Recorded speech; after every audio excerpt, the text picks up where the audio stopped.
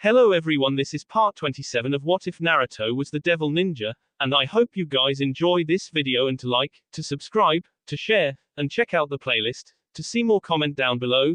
Now let's start the intro. They call me a god. They call me a god. They call me a god. Join my membership, the perks are great. It's in the description. Naruto, Rias, Koneko, and the rest of the Gremory peerage appeared back inside of the room that they had been in originally before the rating game started. The white walls, carpeted floor, and lavish decorations presented such a stark contrast to the towering monoliths and dirt of the dimension they had just left that Naruto needed a second to regain his bearings.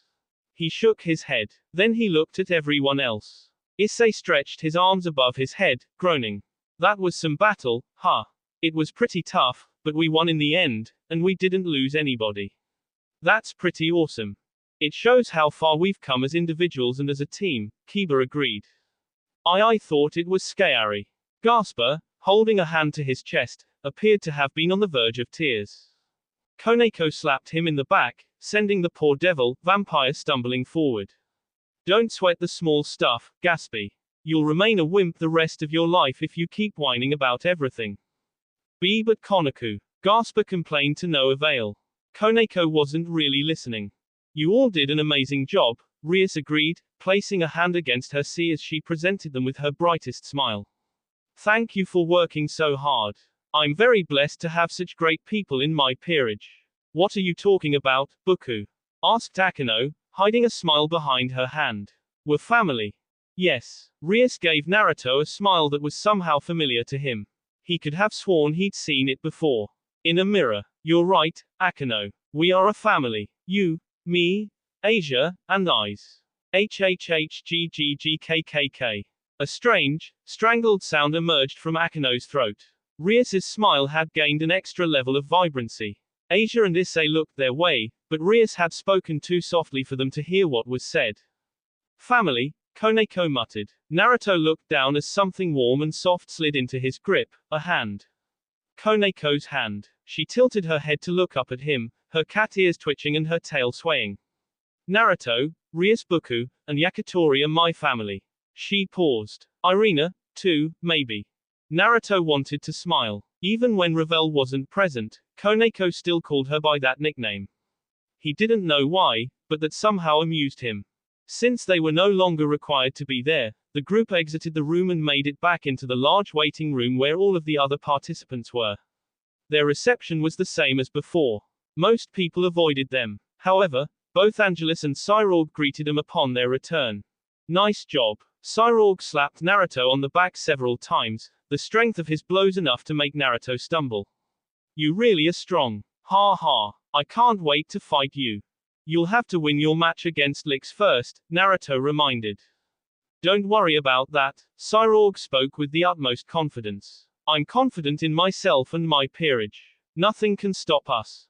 Is that so? Naruto muttered. I'm glad everyone is okay, Angelus said, clasping her hands together, angel wings fluttering slightly. A single feather drifted off the shaking wings. Naruto wondered if she was shedding. The thought almost made him smile. An angel shedding, that would be funny. You find amusement in the most inane things, Kurama said from inside of Naruto. Were you worried about us? Asked Rias. Angelus's cheeks turned a light pink. Well, yes. You might be a devil and I an angel, but you have been very kind to me, so I thought we could become friends, I thought we were already on our way to becoming friends, Rias said, and at those words, Angelus's entire face lit up like fireworks at a festival. Naruto didn't know that shade of red existed. Ah, really? She asked. Of course. As everyone chatted, Naruto looked around. 4 people were missing from their little group: Office, Revel, Irina, and Rainare, the only people who weren't part of Rias's peerage. He didn't know where Rainare was. She could have just wandered off for all he knew. Office also had a bad habit of disappearing whenever it suited her. However, Revel should be with her family somewhere in the stands, and Irina was probably with Michael, seeing how she was a member of his brave saints. Rias, Naruto whispered in her ear. I'm going to find Revel, okay? Rias stopped speaking with Angelus long enough to answer him. All right. Ravel is probably with her parents. They'll be in the booth reserved for nobility. Do you need a guide? Nah. He shook his head. I've got it. He leaned in further and kissed Rias on the cheek. I'll be back soon. Okay. It was a spacious room. Naruto judged it to be about half the size of the one he and the others were using, though perhaps it looked bigger because there weren't as many people. He counted several devil families lounging in chairs and drinking. There were also a few fallen angels. No angels were around, which made him pause, but then, he shouldn't have been surprised. Just because there was an alliance now, it didn't mean these factions would get along. Even the fallen and devil factions inside of this room refused to speak with each other. Several eyes turned toward him as he walked into the room, but he ignored them, searching for the familiar head of blonde drills. He found Ravel near the front. She was watching the large display screen, which currently showed a new terrain, an ancient city of some sort. That meant the battle between Diodora Astaroth and Sona Citri was already underway. Ravel, Naruto greeted. Squawking as she nearly fell out of her seat, Ravel turned her head. Eyes widening as she saw him, her face burst into color as she said, "En Naruto-sama. What are you doing here? Shouldn't that be obvious?" Naruto asked. "I came here to see you." The amount of color that burst onto Ravel's face made him wonder if her head might catch fire like it always did. Oh, Ravel mumbled, squirming in place. Then, would you like to sit with me? I'd love to. With a skip in his step and a grin, Naruto sat next to Ravel. He frowned for a moment when he noticed that there was an armrest in the way. It would be impossible to pull Ravel to him with that. For a moment, just a moment, he considered breaking off the armrest, but he quickly decided not to. This was an important political function. He needed to behave. "Where are your parents?" asked Naruto. "They went out for a moment," Ravel said. She hesitated. "I think they were contacted by someone. I haven't told you this yet, but Ni-sama went missing a while ago." By Ni-sama, Naruto assumed she was talking about Riza. So, he had gone missing sometime between now and after Ravel had gone to live in the human world. Had he run away? From what Ravel had said when she first arrived in the human world, Riza Phoenix had secluded himself in his room and refused to meet with anyone, even his peerage. Speaking of, what about his peerage? Asked Naruto. Are they with him? A shake of her head was followed by an elucidation. They're still at the estate, but all of them are pretty depressed. Ravel stared intently at the screen. It seems Riza went missing about a week before we showed up. My parents have been searching for him, though they haven't found anything. Anyway, it looks like the rating game is about to start. Let's shelve this discussion for another time. As Ravel focused more fully on the screen, Naruto looked down at her hands, which were clenched into fists and trembling. Even though they were somewhat estranged, he knew that Ravel loved her older brother.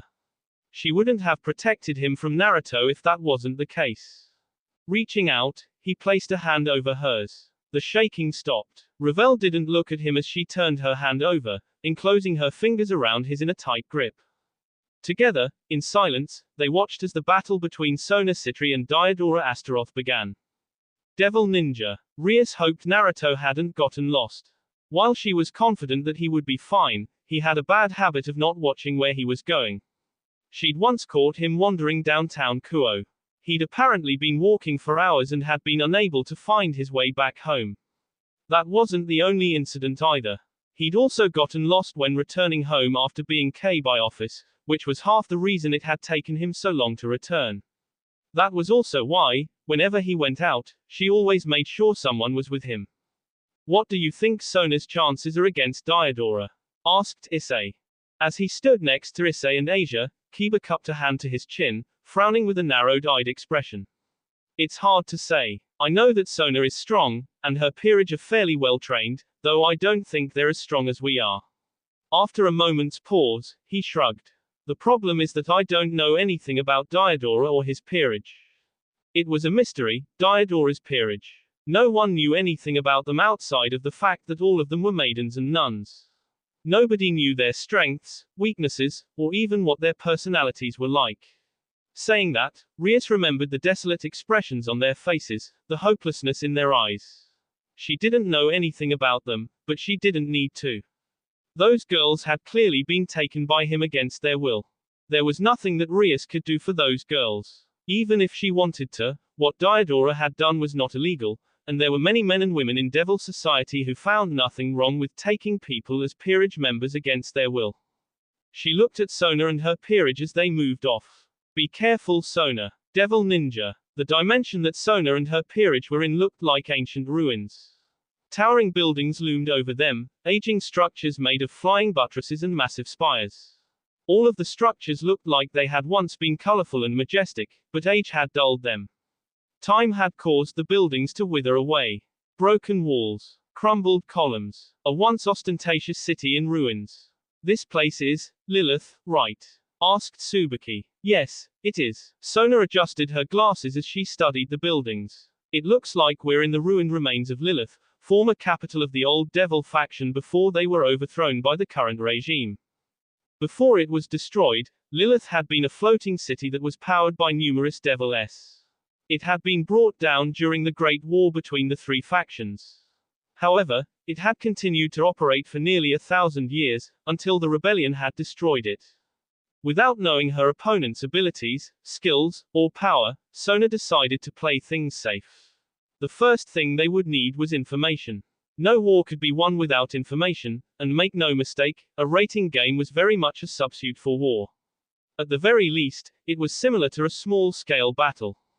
Tsubasa, she began, I want you and Saji to scout the area. Head to the west. Nimura and Meguri, I'd like you to head east and search the area.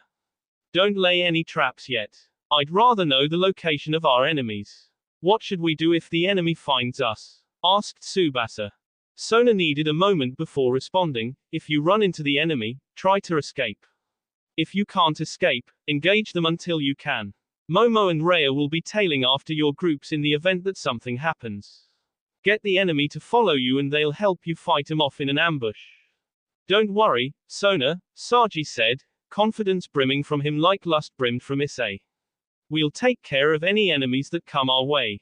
Sona stared at Saji, who, after several seconds, looked away. Kaiku. Get going, Sona said, and be careful. The two groups moved out, Saji and Tsubasa going one way, Nimura and Meguri going the other. Seconds after they left, Momo and Rhea took off. They followed close behind the two groups. Left alone with her queen, Tsubaki Shinra, Sona could only watch as her peerage went off. She hoped they would be okay. Devil Ninja. Saji moved alongside Tsubasa, who was about 2 heads taller than him. The junior at Ku's Demi turned her head to look at the area around them, her blue hair swaying as she walked. She was wearing her Ku Academy uniform, which looked really out of place within the ruined city. Not that he could say anything. He was also wearing an academy uniform as well. There didn't seem to be anyone around aside from them. Well, technically, he could also include Momo, who was following them from a distance. Outside of her, however, there was no one. Do you have any idea where we are? Asked Saji. Tsubasa's lips twisted, head turning, surveying the area. Saji also looked around, but he couldn't see anything interesting. All of the buildings looked the same. Old and rundown. It looks like we're close to the ministration building, she said at last. That's in the western district of the city, though it's still several kilometers from the border. I have no clue where that is, he said. Tsubasa rolled her eyes. Saji looked around some more, and though he couldn't see the enemy, he knew they were somewhere around here. The issue was that he didn't know. Get down. The explosion down. Tsubasa pushed off him and Saji stood up, trying not to wince as his nerves flared. His companion's legs were shaking like she might collapse at any second. He had no right to complain. That didn't kill you too? A voice asked. You're more resilient than I thought. Saji turned around and gazed at the person who walked out from between two buildings, her nun's habit swishing around her feet. She wasn't alone. There was another one with her. While one of them, the one who had first walked out, had blonde hair, the other had hair like raven's feathers. Both were quite pretty, with unblemished skin and V figures. Both had D eyes that radiated hopeless despair. They're broken. He clenched his fists. Sona had told him that there were devils who did this, resurrected people, broke them, and turned them into S. He hadn't expected to see examples of that from someone his age. Saji, Tsubasa said. Yes, he asked. I don't think we're going to be able to escape. Why is that? Even as Saji asked this, several other nuns and maidens came out of the woodworks. All of them wore the standard black habit with white C on their chest. While each of them looked different, with some being tall, short, or having different styled hair, the dead eyes were all identical. As he stared at the nuns surrounding him, Saji realized something. We're not gonna be able to escape, he said. I just said that, Tsubasa replied. Devil Ninja. Naruto was still sitting as he watched the fight between Saji, Tsubasa, and the maids unfold. Momo had seen what was happening. She was on the way to aid them, but until she arrived, it was just Saji and Tsubasa against 6 maids. From the way they were circling the two, not attacking, he determined that they were pawns. Saji and Tsubasa seemed to be in trouble, Ravel murmured, biting her thumb. I don't know how this is going to turn out. It looks like that blonde girl is adept at fire magic, but I don't know what the others can do. What do you think? Naruto watched as Saji activated his sacred gear, Vitra, the prison dragon. It looked like a black gauntlet with a dragon's head that had an open mouth. He smiled. I wouldn't worry about them, Naruto said. While I don't know how strong Diodori's peerage is, I can tell you that Saji isn't someone you can afford to underestimate. Devil Ninja. Saji knew that he didn't have more than maybe a second to act. He also knew that if he didn't act now, then Tsubasa wouldn't be able to act. This was his time, his moment. He was going to prove that Sona's decision to make him a devil wasn't wrong. It was all to prove himself. Yes, it wasn't because he had interest in Sona as a man. Not at all. Absorption line. Thrusting out his gauntlet-covered hand, several long strings glowed a bright purple as they shot from it. 5 in total. One of them over to Tsubasa and latched onto her. The other 4 went after the nuns, who were adaptable enough to move out of the way, rushing from the lines quickly enough that they appeared almost like blurs. They were fast, no doubt about that. But it doesn't matter. Energy flowed through him. He forced it into Vitra. The lines moved faster. The nuns tried to dodge it, but he moved it over and over, forcing the lines to follow them like cobras springing toward a mouse. Even if they were fast, his line was infinite. He moved it in patterns, slowly hemming them in. Tsubasa was fighting the remaining 2 opponents by herself, using hand-to-hand combat, her only option right then because she couldn't use her sacred gear, Twinkle Aegis. She did have reverse. However, she couldn't use that in the current circumstances. They weren't using magic. One of the nuns rushed at him, attacking him with a pair of knives. Saji jerked his hand. One of the lines moved in front of him and blocked the woman. The nun tried to stop, but another jerk of his hand made it wrap around her. 3 more jerks and the other 3 lines strung up the remaining nuns. Get ready, Tsubasa, Saji shouted. Here it comes. Absorption line. The absorption line, the only current ability of his, could absorb the energy from someone and give it to someone else. Saji absorbed all the energy from the 4 nuns and gave it to Tsubasa, who had the last line connected to her. A thick, bright red aura appeared around her body. With the strength of 4 reincarnated nuns as fuel, Tsubasa, a rook, gained 4 times the strength she used to have. The first nun swung at her with a metal pole. Tsubasa ducked. The air flowed above her, rustling her hair, and then she moved. For a second, time seemed to stand still. It was only for a second. Katrina Fahl. Pawn. Retired. Monica Ritterfield. Pawn. Retired. Since there was no longer any need for Tsubasa to be powered up, Saji removed the line from around her waist, absorbed the rest of the energy from the 4 nuns, and then let them go. All 4 nuns collapsed to the ground. They vanished in a haze of blue light. 4 nuns have retired. Devil Ninja. See that? Naruto said, grinning at the girl next to him. What did I tell you? Sona's peerage is not to be underestimated. Ravel shook her head. I never doubted that they would win. Ah, that's right. Sorry. I guess I got a little excited. Ravel's lips moved, curving into one of her beautiful smiles. You get excited a lot.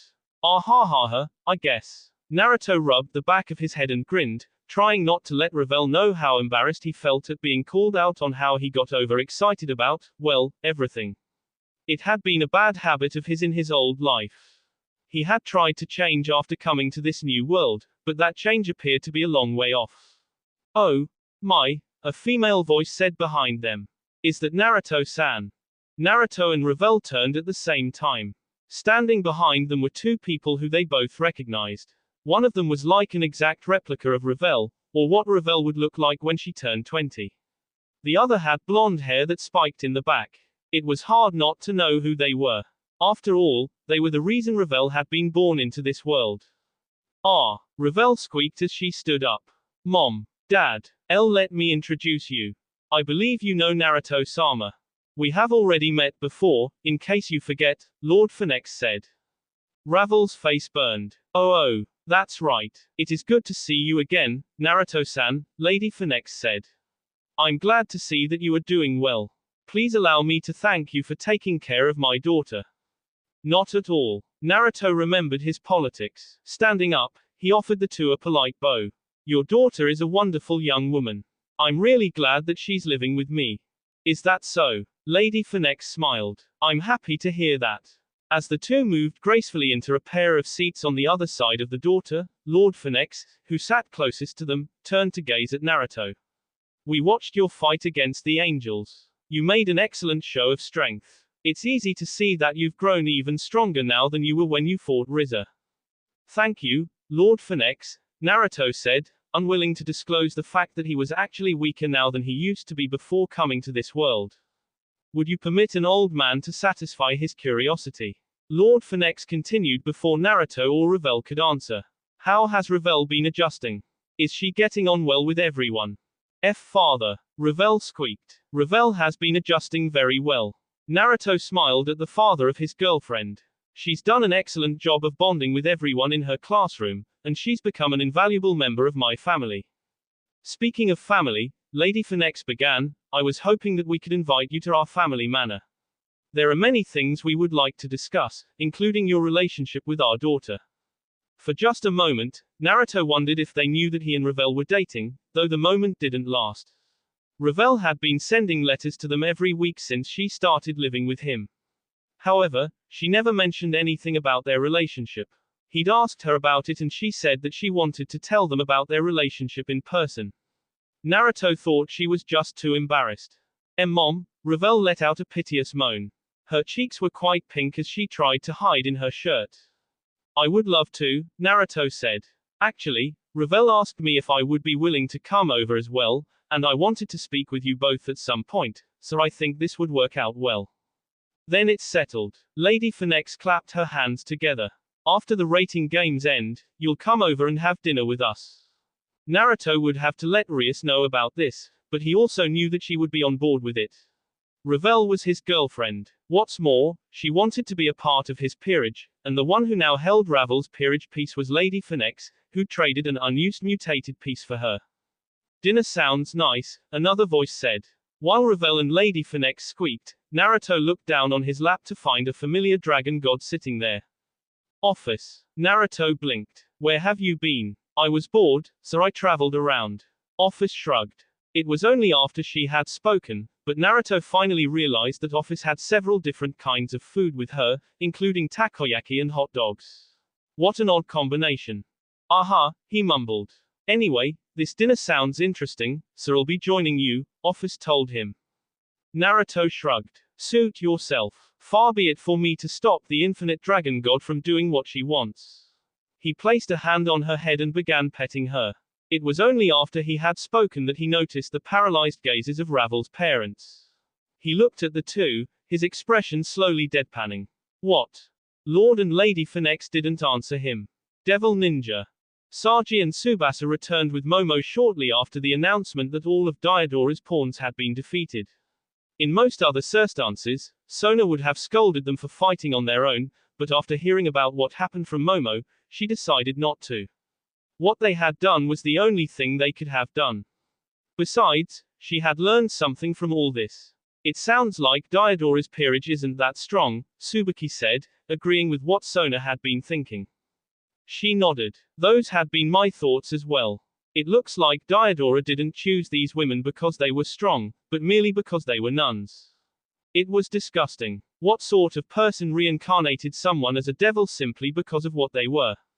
Diadora hadn't thought of tactics, or strengths and weaknesses, or even of what kind of benefits these people had in battle. All he had wanted was a harem of holy maidens. Since it's become clear that Diadora's peerage isn't that strong, let's wait for Nimura, Megumi, and Rhea to return and then create a plan to ambush the rest of his peerage, she decided out loud. There was no need for subtle tactics. She would confront Diadora head-on and Nimura, pawn, retired. Megumi, rook, retired. As if to mock her words, the announcement that echoed over the ruined cityscape shook Sona to her core. Nimura and Megumi had been defeated. That shouldn't have been possible, unless there was a strong disparity between the pawns and the rest of Diadora's peerage, but even though evil pieces above the pawns were stronger, there shouldn't have been such a large difference that two of her pieces should have been defeated so easily. Sona Kaiku, Saji said suddenly. Give me permission to head in the direction that Nimura and Megumi had gone in. I can't do that, Saji, Sona said. But Rhea might be. I can't do that because Tsubaki is going to look for Rhea. Sona turned to her queen. We don't know what's happened to her, whether she's currently in combat or injured. Please find Rhea and bring her back. At once, Kaiku, Tsubaki said before spreading her wings and taking to the air. Devil Ninja. Naruto bit his index finger as he stared at where Nimura and Megumi had been retired.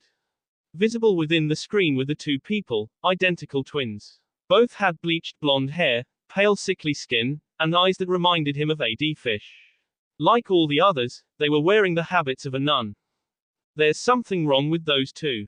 What just happened? Asked Ravel, still beside him, her eyes bulging as though they might fall out of their sockets.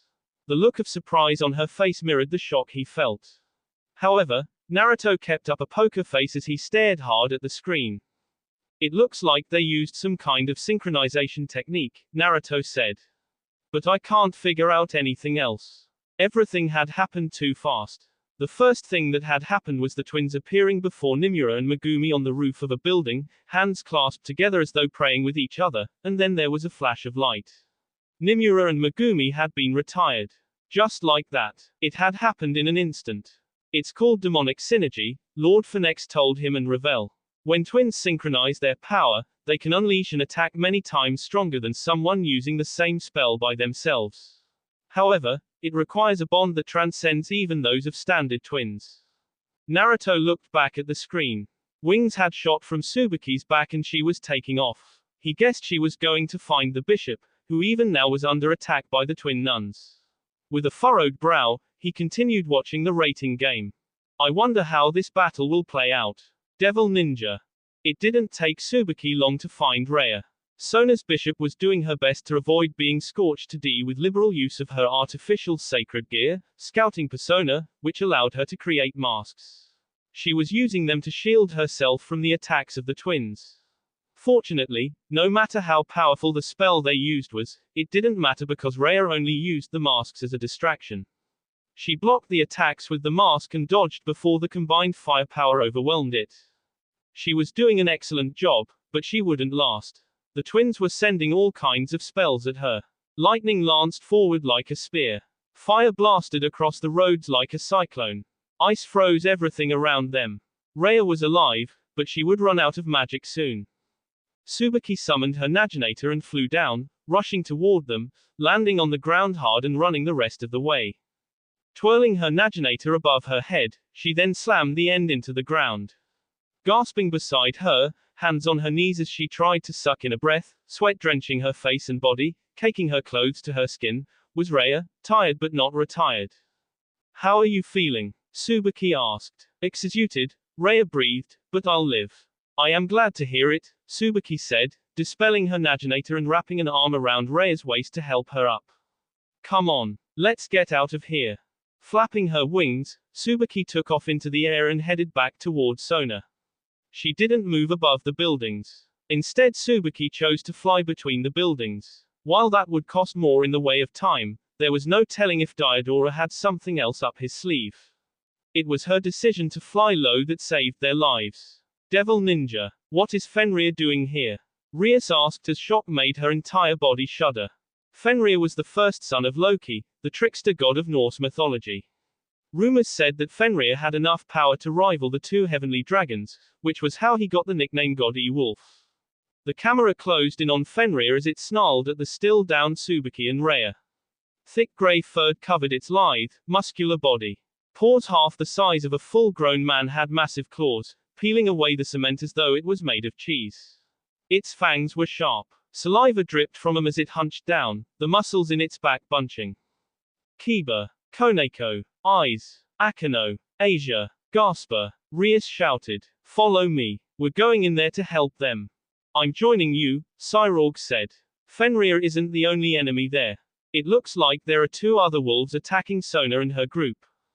Rias looked at the screen again to see that, indeed, there were 2 other wolves inside of the rating game dimension. They were attacking Sona and her group. While Sona was keeping one of them at bay with her water-based magic, and Saji and the others were fending off the other one, Rias knew it was only a matter of time before they lost, especially since she was fairly certain of who those 2 wolves were. Those are Fenrir's children, Rias said. We'll definitely need your help. However, I'd like to stay back and let us have the first attack. My peerage works great as a group, but adding a person we've never worked with could throw our teamwork out of balance. Cyrorg nodded. Makes sense. I'll stay back and only attack if I'm needed.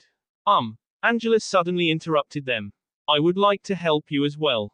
I can transport all of you without having to break through the dimension with force.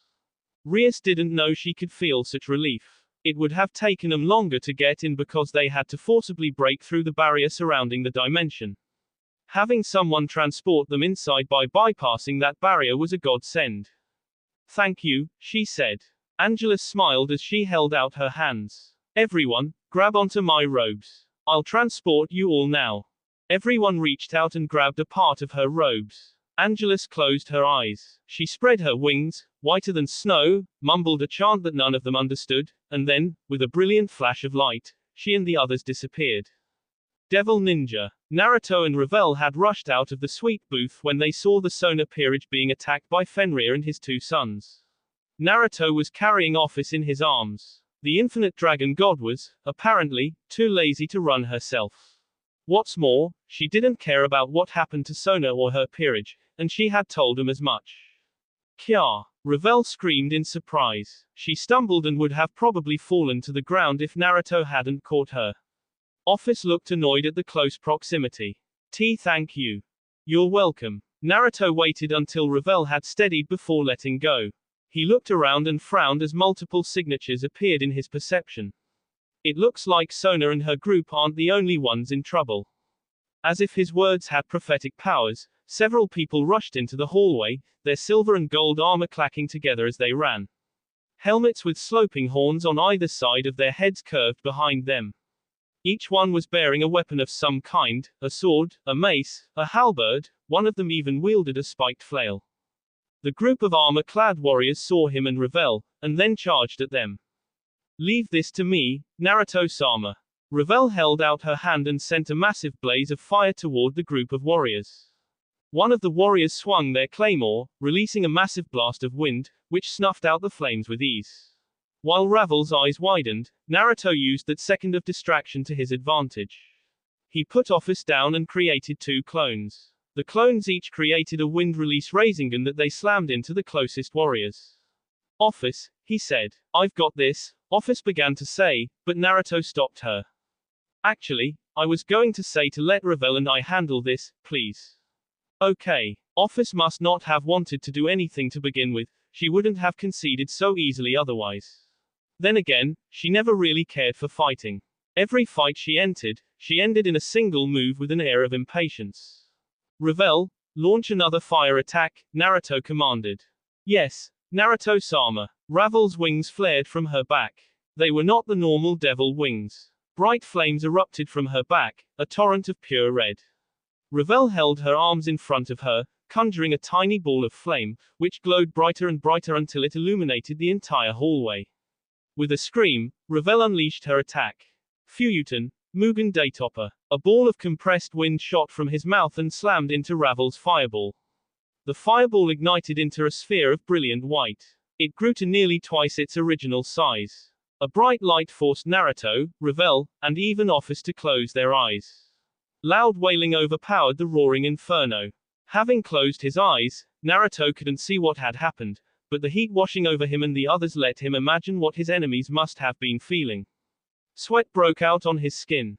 When the heat died down, and the white disappeared from behind his eyelids, Naruto opened his eyes. The hallway was gone. Naruto wasn't surprised by the destructive power of his and Ravel's combined technique, though he hadn't quite expected everything within 15 meters to be gone. Not quite everything. Their enemies were still there, alive, surprisingly, but they weren't in any condition to fight.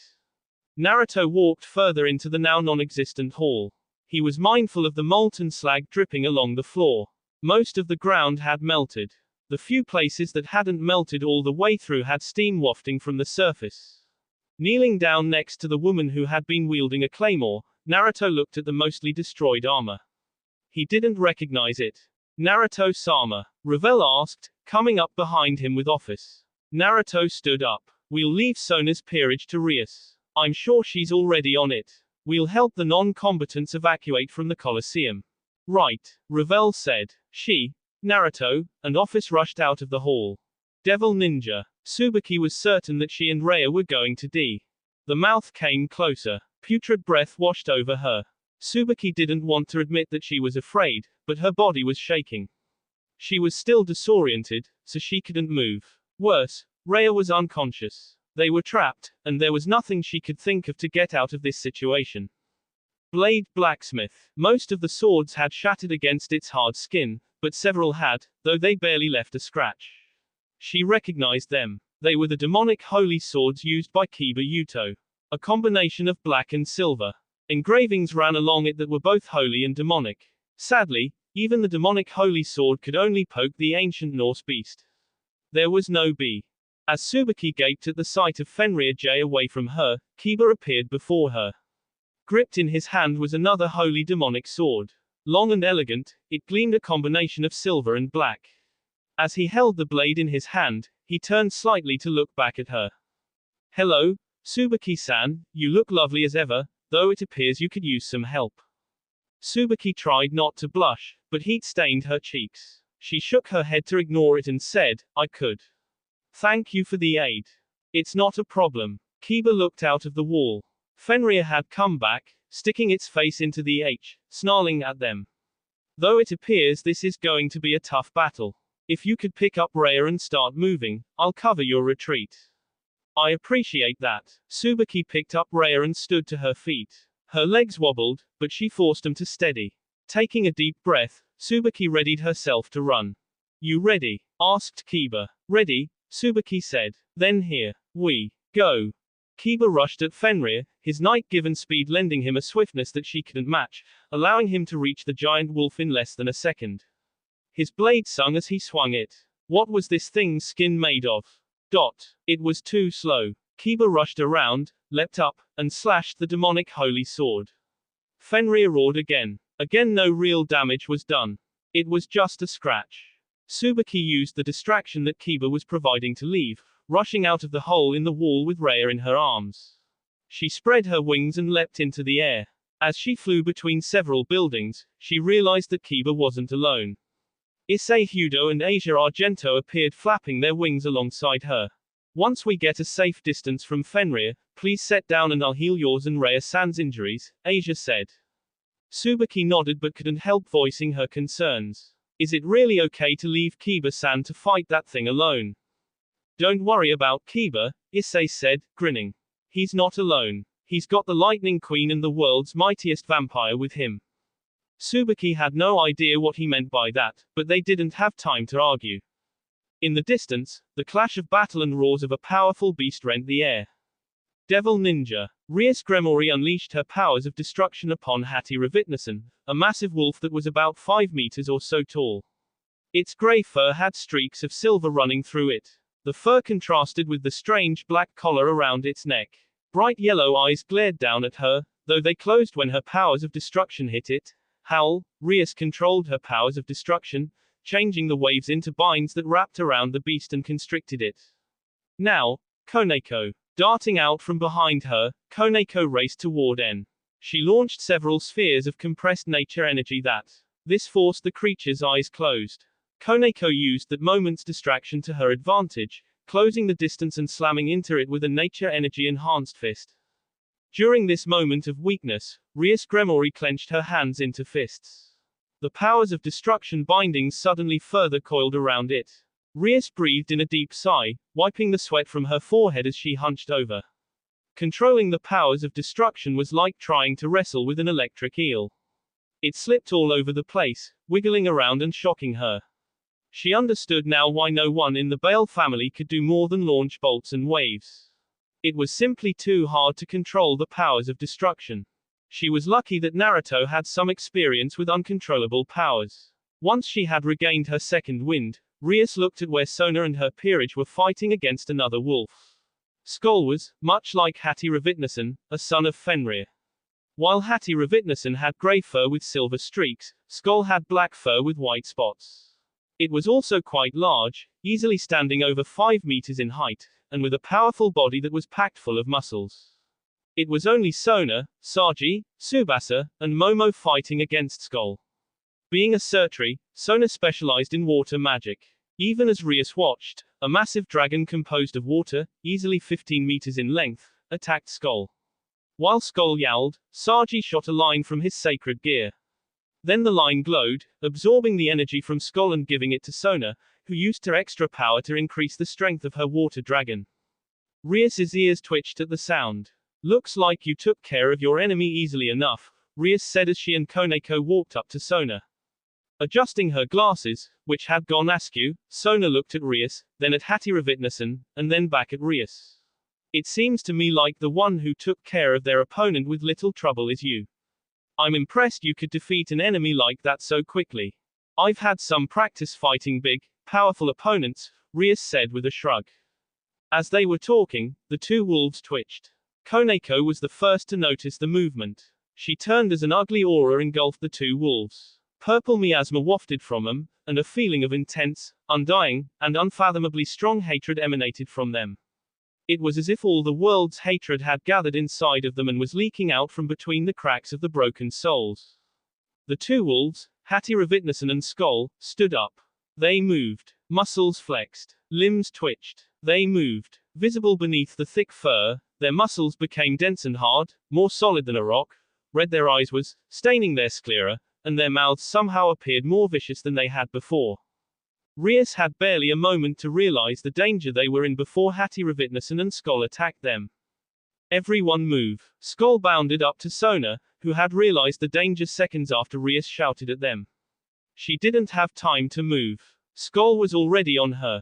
She barely had time to raise a shield before a giant paw slammed into her from above, and since the shield had been raised so hastily, it didn't have the power to protect her, especially not when Skoll seemed to have received a power boost from somewhere. "Sona!" Rias screamed at the same time that Saji, Momo, and Tsubasa cried, "Sona Kaiku!" Saji screamed in rage and anguish. He thrust out his hand and a line shot out, wrapping around Skoll and trying to drain it of all its energy. "Wait!" Koneko shouted at Saji. "That's not a good idea. Don't try to drain his energy right now. That wolf is." Her warning came too late, however. The line took some of the energy inside Skoll. The line soon slackened. As it released Skoll, Saji, unable to remain upright, fell onto his back and did not get up. "Saji!" Tsubasa screamed, which attracted Skoll's attention. Tsubasa wasn't a rook for no reason. She used her incredible strength to block the attack. Not that she had time to worry about anyone else, for Hati Ravitnasan had charged at her the same time Skoll had rushed Sona. Thanks to her constant training with Naruto, Rias had been able to keep ahead of the giant wolf, firing off crescent-shaped attacks whenever it got too close. Her powers of destruction didn't seem to do any damage. Rias believed that part of the reason was because she didn't have time to charge an attack, but a larger reason was because Hati Ravitnasan was just that strong. Koneko tried to rush at Hati Ravitnasan. It didn't appear to do much more than that. The giant wolf, a snarl on its face, as she was soaring through the air in an uncontrolled spin, it reached up. Koneko. Charging as much powers of destruction into her fists as she dared, Rias threw herself at the wolf. She thrust out her hand. She charged more powers of destruction into her fist and, once more. Koneko fell. Rias darted toward her rook, catching the girl before she could hit the ground. Rias landed on the ground and held Koneko against her. The damage was bad, worse than anything Rias had seen. Koneko, stay strong, Rias said, though whether the words were for Koneko or herself, not even she knew. It hurts, Koneko whimpered as she placed her hands on her leg, right above where the damage had been done. It really hurts. Koneko needed a healer. She wished Asia was with them, but she had sent Asia with Issei to help Tsubaki and Rhea, since they had been injured. Rias didn't want to say she regretted her decision, but she couldn't deny that she wished she hadn't made that choice, that she had decided on a different path, where Asia was here to heal her beloved Rook. Now Koneko was suffering from a serious injury, losing B fast, and she had no idea what she could do to help. A water user could help, but Sona is. There was no helping it. If she wanted to save Koneko, she would have to retreat. However, if she retreated, then Sona and her peerage would surely die. Where is Cyrorg? She had asked Cyrorg to give her team the first attack. She was already regretting that decision as well. Her hubris had gotten the better of her. Bibuku, Koneko whimpered. Shush. Rias shushed Koneko as she lifted the girl in her arms. I'm going to get you out of here. We'll get you healed, and then rescue everyone else. Koneko shook her head. Rias at first thought she was telling her not to worry, but that only lasted until Koneko spoke her next words. Be behind, you. Rias looked behind her. She only had a second to widen her eyes before a massive paw fell. Devil Ninja. Kiba darted forward, swiftly running between the demonic holy sword otherwise known as the Sword of Betrayal. His hands shook as his sword, the vibration nearly made him drop his weapon. He grimaced and darted away as Fenrir howled. My sword isn't strong enough to even break through. He'd been able to damage it a little, but it required him to produce more force than a simple swing could achieve. 2. Kiba's eyes bulged as a paw suddenly appeared, it was moving too fast for him to dodge. He wouldn't be able to change direction in time. The paw stopped just before reaching him. Kiba blinked. Kiba-san. A voice shouted. Who hurry up and move. I can't keep this up. It was Gasper Vladi, the neat vampire. Hidden behind a wall, Gasper used Forbidden Balor View to stop the time centered around the paw. The rest of Fenrir was moving, however. Gasper still didn't have enough control or power to do more than stop time localized around one specific area. Kiba leapt away a second before Gasper's control slipped. The paw swiped but hit nothing. Fenrir howled in frustration. Ufufu. Akeno, hanging above the battlefield, conjured lightning into her hands. She'd been up there since the battle started, amassing power, enough power. Hopefully. It's time. Move out of the way if you don't want to be K. Knowing that Akeno might actually attack while he was still there, Kiba darted off before the woman could unleash her spell. With a frightening laugh, Akeno swung her hand down in a mighty slash, as though signaling a great army that it was time to attack. From above her, a massive bolt of lightning rained from the sky, striking. Shutting his eyes as the entire area was covered in an expanding white light and a cloud of smoke, Kiba could only wait for it to settle, wondering, praying, hoping that this attack had defeated their foe. It was a vain hope. The smoke cleared. Standing in the center of a massive crater, completely unharmed, was Fenrir. It stood on a pillar that jutted from the crater's center. Kiba could only hypothesize that it had created a shield to protect itself. The pillar was a perfect circle. Fenrir howled as it charged out of the crater, rushing toward Kiba, who readied himself. At the very last second, the wolf swerved away from him. It took Kiba a second to realize what was happening. It took him another second to realize Fenrir's true target. By then it was too late for him to do anything.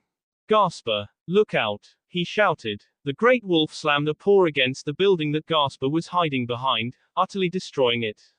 As the building collapsed, the wall near Gasper crumbled. Kiba didn't have time to remain worried about Gasper.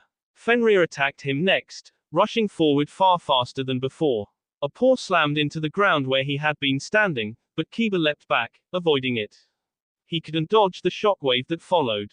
His hair slapped against his face, his knees trembled as the earth shook, threatening to send him sprawling.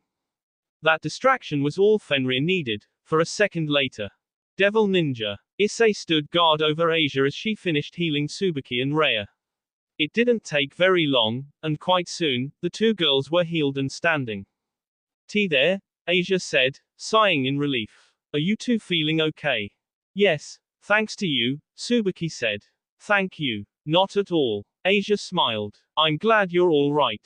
Their first objective was complete: rescue and heal Tsubaki and Rhea. Now it was time for him and Asia to rejoin Kiba in his attempt to defeat Fenrir. Asia would be providing long-range healing support. Issei opened his mouth to ask Tsubaki and Rhea if they would be willing to join them in their battle against Fenrir. Oh, my, a voice said suddenly. This won't do at all. You shouldn't be using that power to heal anyone but me. Issei turned around, as did Tsubaki, Rhea, and Asia. Several meters away, a man stood. He had a princely air about him. It would have reminded Issei of Kiba, except where Kiba had an air of gentleness, this man radiated arrogance and It was Diodora Astaroth. With him was another person, a blonde woman wearing a habit, his queen. Asia Argento, Diodora said. I have come to take you away. The words spurred Issei and the others into action. He, Tsubaki, and Rhea moved in front of Asia, who wasn't a combatant. I knew you were no good, Issei said. There's no way I'm gonna let a Dutch nozzle like you even touch Asia. A look of utter disgust crossed Diodora's face, an expression that made him appear as though he'd stepped in S. The loathing in that expression might have sent Issei reeling. However, he didn't want to show weakness in front of Asia. I planned on going through you anyway, Diodora said. Get ready to you disgusting filthy dragon. Diodora conjured several blades, which he hurled at Issei, though they didn't do anything. Using the boosted gear, Issei punched each conjured blade that came at him. Meanwhile, Tsubaki and Rhea defended Asia from any stray attacks that he missed. The blades that Diodora conjured lacked power. They weren't strong enough to even make Issei flinch. He wondered if that meant Diodora was holding back, or if this really was the extent of this man's power. Could a high-class devil really be this weak? Boost. As Issei's power doubled, the blades appeared to grow even weaker. Of course, Issei understood that Diodora wasn't growing weaker. He was just getting stronger. With every 10 seconds that passed, his power would double. Boost. Issei marched forward. Diodora shot more blades at him, over and over, constantly, but it didn't do anything. With his power doubled again, his speed was greater than before, and his strength was far superior to what it had been at the beginning. He didn't even feel the blades as he smacked them away. Boost. How are you so strong? Asked Diodora, shrieking as he stumbled backwards. He continued trying to hit Issei with conjured swords of demonic energy. That appeared to be the only power he had. Issei didn't know why, but he found himself disappointed. Nearly crying as he thought of all the times Naruto had tricked him into training. That damn sensei was a cruel man, but Issei couldn't deny the effectiveness of Naruto's training. Boost. A sweat born of desperation and fear ran down Diodora's face in streaks. Issei decided to end this. He rushed forward. The nun tried to block Issei's path. Energy swelled around her, surging like storm clouds on the horizon. Issei strode up to him while the devil was disoriented. Are you the reason these monsters are attacking us? Issei asked. Did you bring them here? Answer me or I'll pound that pretty boy face into sashimi. Eek. Diodora squealed. I didn't bring them here. I don't even know what these creatures are doing here. I'm just here because I saw an opportunity to steal Asia away. That's not a very good answer, Issei said, an obnoxiously loud crunch. He stood up and turned around. He never noticed the blade of light until it was too late. Devil Ninja. Everyone remain calm and follow the tunnel. Ravel shouted, her voice amplified by a spell unique to those who bore the name Phoenix. It used heat to shake the molecules in the atmosphere. It wasn't normally used for this purpose, but Ravel, since coming to live with Naruto, had learned to think outside of the box. As her boyfriend, Naruto was quite proud of her. He stood beside her, a silent guard protecting her and the others, surveying the entire area alongside a horde of clones. Office was next to them, but she wasn't even paying attention to anything. All of the non-combatants, devils, fallen, and angels, were being escorted out of the Colosseum via an underground tunnel that led into the city. Naruto and his clones were covering the entire distance. The job was to make sure no one could ambush the fleeing civilians in the tunnel. He, Office, and Ravel were at the entrance that everyone was using. While he was quiet, Ravel directed everyone. Keep going. Do not push anyone else. Remain calm, follow the tunnel, and we'll be out of here in no time. Ravel, Naruto had noticed, was quite good at managing people. Despite how most of the people rushing to escape the chaos didn't know her, she still managed to keep everyone from trampling each other.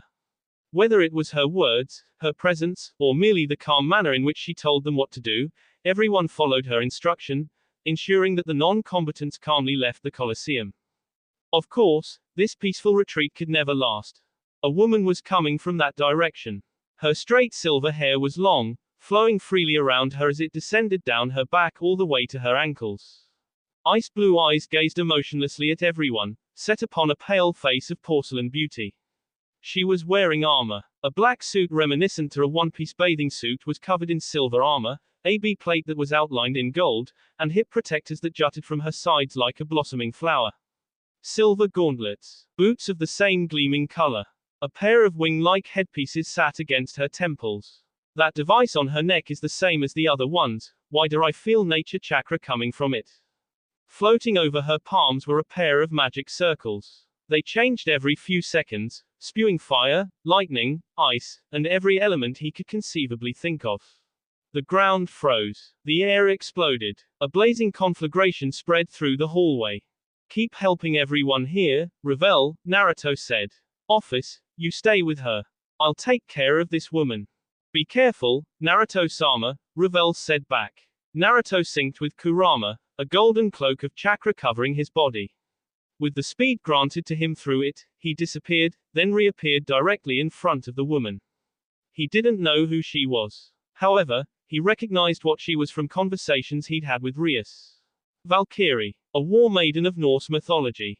I don't know who you are, Naruto began. Naruto leapt aside as a spiral of flames erupted from a magic circle and nearly scorched him. Wait until I finish talking to attack me, damn it. Can't you see I was monologuing? I don't think she's gonna listen to you.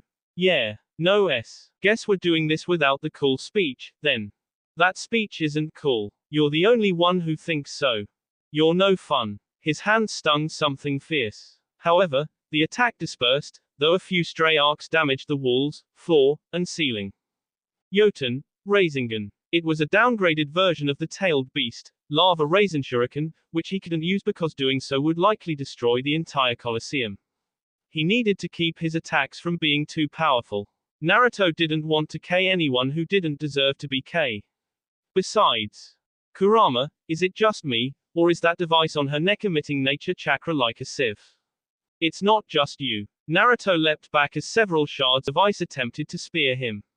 He created 9 chakra claws, each of which had a Rasengan on it, and used them to smash the icicles before they could strike the fleeing non-combatants.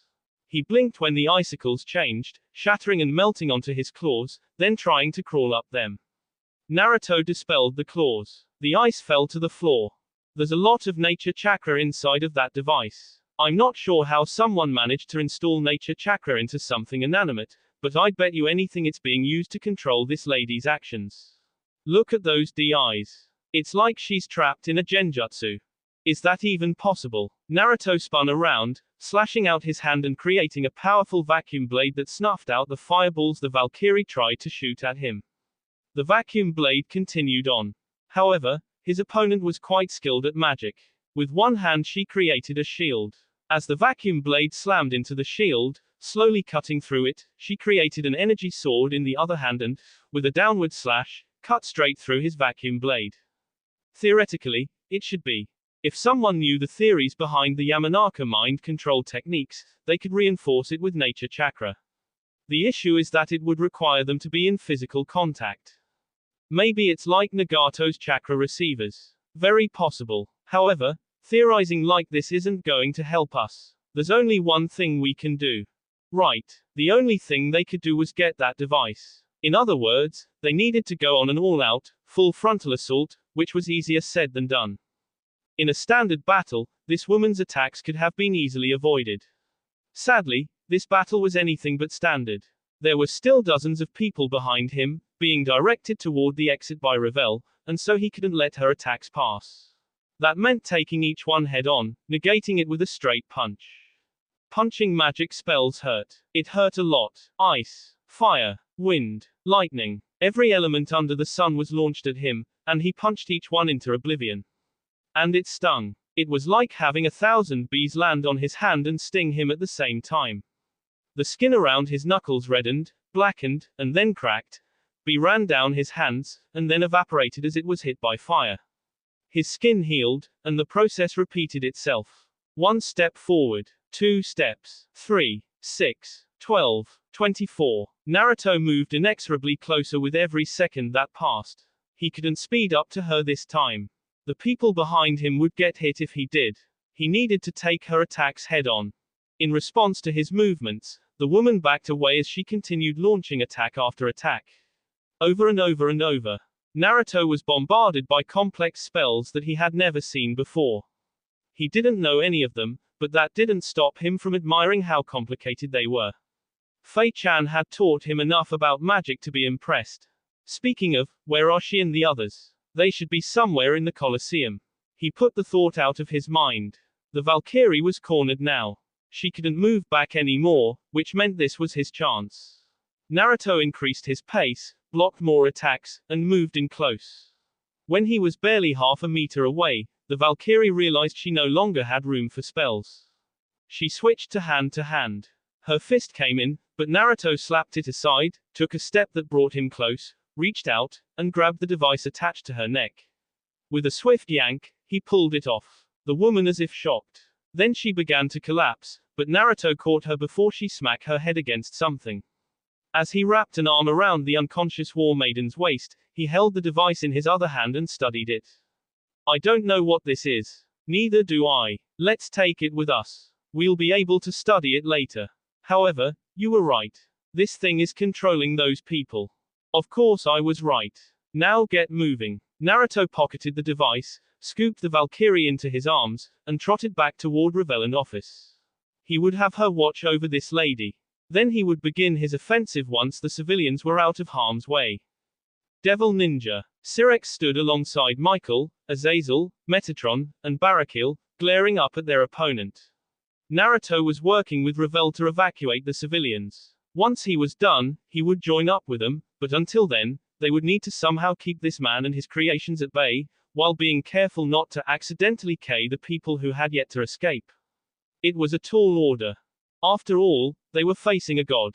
How nice of you all to come and greet me, the man floating above them said. Light blue hair spiked up in all directions, except for his bangs, which hung down either side of his face. Eyes like those of a delinquent gazed upon them with dismissive scorn. It was like he was staring at insects, as though Syrinx and the others were beneath him. A blue jewel sat on his forehead, yellow earrings dangled from his pale-skinned ears, and his ornate robe billowed in the soft breeze that blew through the Colosseum. Loki, Norse god, the man who was said to wish Ragnarok upon the world. He was not alone. With him were 10 serpent-like dragons with ash-gray skin that easily spanned 200 meters in length. Wings sprouted from their heads. A forked tongue flicked out of fang-filled mouths. These monsters looked like Midgardsormr, the sleeping dragon, except they were much smaller than Syrinx had heard. There were also 10 of them. What are you doing here, Loki? Michael asked. The archangel floated beside Syrinx. Their wings flapping as they hovered behind him, were his brave saints. Syrinx only knew 2 of them, and one of the 2 he only knew because she was living with Rias and Naruto. Irina Shido. What am I doing here? Smiling a condescending smile, Loki spread his arms. I thought that was obvious. I have come to greet the pathetic insects of Christian mythology as the new king of Asgard. What? Azazel mumbled, shocked. What do you mean by that? There is no way Odin would give the throne to a brat like you. Rather than get upset, Loki merely chuckled. Indeed, that old man had no intention of handing me the throne. That is why I kill him. The words sent shock rippling through the group, though none seemed more surprised than Azazel, whose body shook from head to toe. There's no way, the old fallen angel mumbled. A brat like you. No way. You couldn't have K. Odin. He might have been an old coot, but his power was undeniable. You don't have the kind of power it would take to do in that old man. Didn't, Loki corrected. I didn't have the power. However, thanks to my new ally, I am plenty capable of taking care of my old man. If you still don't believe me, then take a look at this. Loki pulled something from a rift between dimensions. A long, golden shaft emerged from the rift. The pommel, shaped like a diamond, held a majesticness that could not be mistaken. It was a spear. Not just any spear. Gungnir, the spear used by Odin when he rode into battle. The once powerful weapon was broken, split in half. That's, Azazel started. Gungnir. Loki chuckled. Since you know what this is, you should know that the old man would never willingly part from it. The only way someone could get a hold of this spear is if he trailed off. Syrinx didn't need him to finish. I can't believe you would kill your own father, Syrinx said. Loki snorted. That old man isn't my father. Just a coot whose time had long since come. Tossing the now broken Gungnir aside, a nasty grin, one filled with malice, spread across Loki's face. Now then, let us dance. The time for me to destroy all of you and your pathetic religion has come.